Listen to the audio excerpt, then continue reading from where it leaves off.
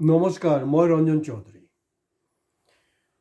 নমস্কাৰ দৰাচলতে মুখ্যমন্ত্ৰী ডাঙৰীয়াক মই ক'ব বিচাৰিছোঁ। আপোনালোককতো ডেইলি মই নমস্কাৰ দি আছোঁ বাৰু। নমস্কাৰ মুখ্যমন্ত্ৰী ডাঙৰীয়া ডক্টৰ হিমন্ত বিশ্ব শৰ্মা।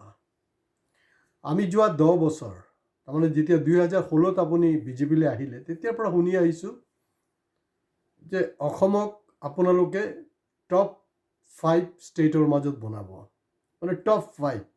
আপুনি নিশ্চয় মনত আছে। আৰু প্ৰথম 5 বছৰতো আপোনাৰ সৰ্বানন্দ সোণোৱালৰ কাম নহ'ল, কাৰণ আপোনাৰ এডভান্টেজ আছাম 1 একদম বকৱাছ হৈ গ'ল, ছুপাৰ ফ্লপ। কিন্তু হয়, আপুনি যেতিয়া মুখ্যমন্ত্ৰী শপত ল'লে, আকৌ কিন্তু ৰাইজক এবাৰ মনত পেলালে যে না, আমি অসম মানে টপ 5ত আহি যাম। টপ 10 নহয়, টপ 5। ধেমালি নহয় দেই। আমি বহুত আশা লৈ আছিলোঁ, এতিয়াও আশা আছে আপোনাৰ ওপৰত, কাৰণ মাত্ৰ কেইমাহমান বাকী আছে ইলেকশ্যন হ'বলৈ, কিছু দিন বাকী আছে। এতিয়াও সম্ভাৱনা আছে। মই এইটো মানে নেগেটিভ নিউজ, কাৰণ আপুনি নেগেটিভ নিউজটো ভাল নাপায় নহয়, নেগেটিভ কথা ভাল নাপায়, তো ময়ে ভাল নাপাওঁ। সেইটো আপোনালোকৰ মোৰ সাদৃশ্য আছে, তো এইকাৰণে কৈছোঁ।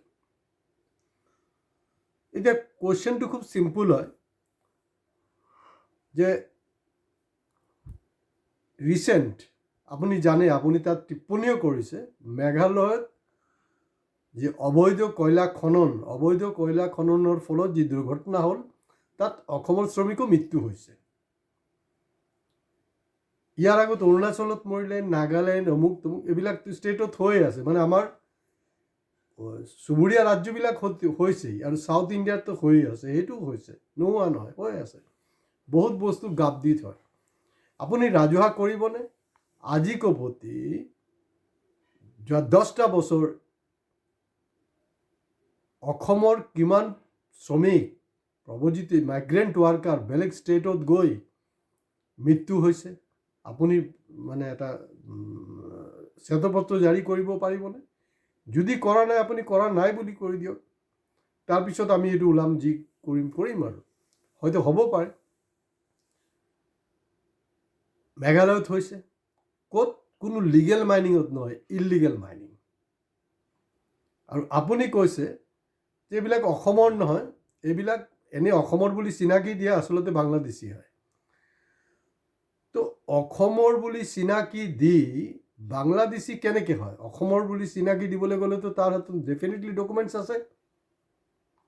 আৰু ইললিগেল যি কয়লাৰ খনন, এয়া লিডু মাৰ্ঘেৰিটাই হওক, মেঘালয় হওক, উমৰাংচু হওক, য'তেই হওক, চবতে কিন্তু ডাবল ইঞ্জিন চৰকাৰত হৈ আছে।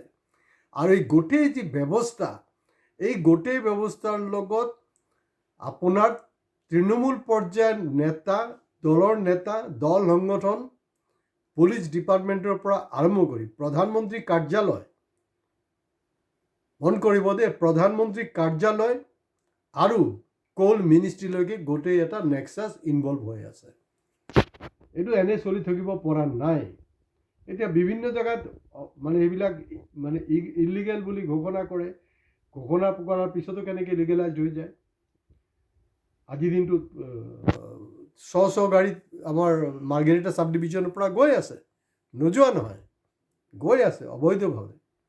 আৰু প্ৰশাসন প্ৰেক্টিকেলি একো কৰিব নোৱাৰিব, কৰিলে তাৰ তাবাদলা হৈ যাব, বহুত কিবা কিবি হ'ব। এতিয়া মই বেছি দূৰলৈ নাযাওঁ। প্ৰাঞ্জন বৰান, আপোনাৰ নিশ্চয় মনত আছে, মাৰ্ঘেৰিটা ৰেড হোল মাইনিঙত যে মৰিছে, আৰু যে প্ৰাঞ্জল মৰাণৰ ধৰণে তেনেকৈ কিমান নিৰীহ যুৱক আছে। কাৰণ চব কোনো মানে প্ৰাণৰ ৰিস্ক লৈ আপোনাৰ ৰেড হোল মাইনিঙত নাযায়, পেটৰ তাৰণাত যায়। পৰিয়ালৰ ভোক চামলিবলৈ তেওঁলোকে এইবিলাক কাম কৰি আছে, তেওঁলোকৰ হাতত কোনো অপশ্যন নাই। কিন্তু আপুনি এইফালে কিন্তু টপ 5ত আনি আছে। এতিয়া যোৱা কিছুদিন দেখা গৈছে যে আপুনি তলৰ পৰা টপ নহয়, এতিয়া তলৰ পৰা টপত কেই নম্বৰত আছে, 5ত আছে, সেইবিলাক দেখা। আমি তলৰ পৰা বিচৰা নাই নহয়, আপুনি কৈছিলে, আমি কোৱা নাই নহয়। আপুনি কৈছিলে যে টপ 5 প্ৰাঞ্জন বৰান, তেওঁ কি বাংলাদেশী আছিলে নেকি? কথাটো তাতে। আৰু প্ৰধানমন্ত্ৰীয়ে 2 লাখ টকা কৰিছে, কম্পেনচেট কৰিছে, আৰু 50,000 যিবিলাক আহত হৈছে। মোৰ কথাটো চিম্পুল, প্ৰধানমন্ত্ৰী কোৱা নাছিলে জানো 2014 যে প্ৰতিজন ভাৰতীয় নাগৰিকৰ একাউণ্টত 15 লাখ টকাকে দিয়া হ'ব। वो तो ऐसे ही फकट में मिल जाएगा, बाहर में इतना काला धन है। तो যোৱা 12 বছৰতো খবৰে নাই। তো এতিয়া প্ৰধানমন্ত্ৰী ডাঙৰীয়া এটা কাম কৰিব লাগে, এই ধৰণৰ ঘটনাত শ্ৰমিকৰ যেতিয়া মৃত্যু হয়, বৈধ আছিলে কাম না অবৈধ এইটো চাবলৈ দৰকাৰ নাই, কাৰণ য'তে যি হৈছে, বৈধ হৈছে অবৈধ হৈছে, সব কিন্তু এই অমৃতকালতে হৈ আছে। তো গতিকে এই যে 15 লাখ টকাৰ যোনটো কমিটমেণ্ট আছিলে, কমচে কম সেই কমিটমেণ্টটো ফুলফিল কৰাৰ কাৰণে এই শ্ৰমিকজন মৰি যোৱাৰ পিছত কমচে কম তাৰ একাউণ্টত, তাৰ পৰিয়ালৰ একাউণ্টত 15 লাখ টকা দিয়ক, কিবা এটা কৰক। এইসব কি হৈ আছে? গতিকে এইসব কৰি লাভ নাই। মোৰ কথাটো হ'ল আপুনি যিমানটো কৰিব পাৰিব সিমানটো কৰক, সিমানখিনিয়ে কথা পাতক। এতিয়া ইলেকশ্যনৰ বতৰত এতিয়া আৰু বহুত কিবা কিবি ক'ব আপোনালোকে, কিন্তু পাব্লিকটো পাব্লিক হয়, চেম্পিয়ন চবে সেইটোকে নাচি থাকিব আৰু চবে আজিকালি নাচিবলৈ ভাল পায়, চেক ল'বলৈ ভাল পায়, আপোনাৰ লগত চেল্ফি ল'বলৈ ভাল পায়। উপায় নাই, কোনে বচাব? ভগৱান শিৱ যদি আমাৰ অসমলৈ ওলাই নামি আহে ন, অসমীয়াক বচাব নোৱাৰে, কোনো পধ্যেই নহয়। আৰু এই নেৰেটিভছবিলাক ঠিক নহয়। হয়, য'ত বাংলাদেশীৰ কথাবিলাক আছে, মই মাজতো এপিছ'ড কৰিছোঁ, নকৰা নহয়। য'ত বাংলাদেশী অবৈধ বাংলাদেশী আগ্ৰাসনৰ কথাটো আছে, মই কৈছোঁ, নকোৱা নহয়। কিন্তু এই ধৰণৰ কথা বতৰাবিলাক ঠিক নহয়। মানে তাৰ মূল্যায়ন কৰক, কেলে হ'ব পাৰিছে। আৰু মই সেইটোতো বাদেই দিওঁ, আজি বহু বছৰ আগত মই চাউথত যেতিয়া গৈছোঁ, অসমৰ শ্ৰমিকৰ কি অৱস্থা জানেনে? অসমৰ তেওঁলোকে জাষ্ট ছিকিউৰিটিৰ কাম কৰি আছে। মই কেনেকৈ গম পালোঁ? তাৰমানে মই শ্বপিং মলত সোমাইছোঁ, বিভিন্ন জেগাত যেতিয়া যাওঁ, মই দেখা পাইছোঁ যে সেইটো মানে আমাৰ অসমীয়া ল'ৰা হ'ব লাগে, ছোৱালী হ'ব লাগে। এনেই যাওঁতে, ওচৰদি যাওঁতে তাকতো আৰু সুধিব নোৱাৰোঁ, ভাই তই অসমীয়া হয় নে নহয়। যাওঁতে জাষ্ট এনেই এটা চাউণ্ড দি গ'লোঁ, অঁ ভাইটি ভালে আছ, ভণ্টি ভালে আছ। তেতিয়া সিহঁতি কাষ চাপি আহে, তেতিয়া গম পাওঁ যে নাই, তাত তেওঁলোকে ছিকিউৰিটিত কাম কৰি আছে, অসমৰ বিভিন্ন জিলাৰ পৰা গৈছে। এইটো হ'লগৈ কাৰবাৰ। গতিকে পিছত দাম্ভালি নামাৰি অসমৰ যি নিবনুৱা সমস্যা আছে তাক কামত লগাওক। আৰু এডভান্টেজ টুৰ নামত বিদেশত ভ্ৰমণ কৰি লাভ নাই। আমি কিন্তু প্ৰকৃততে ইয়াত দৃশ্যমান হ'ব লাগিব। আজি ইয়াতে শেষ কৰিছোঁ।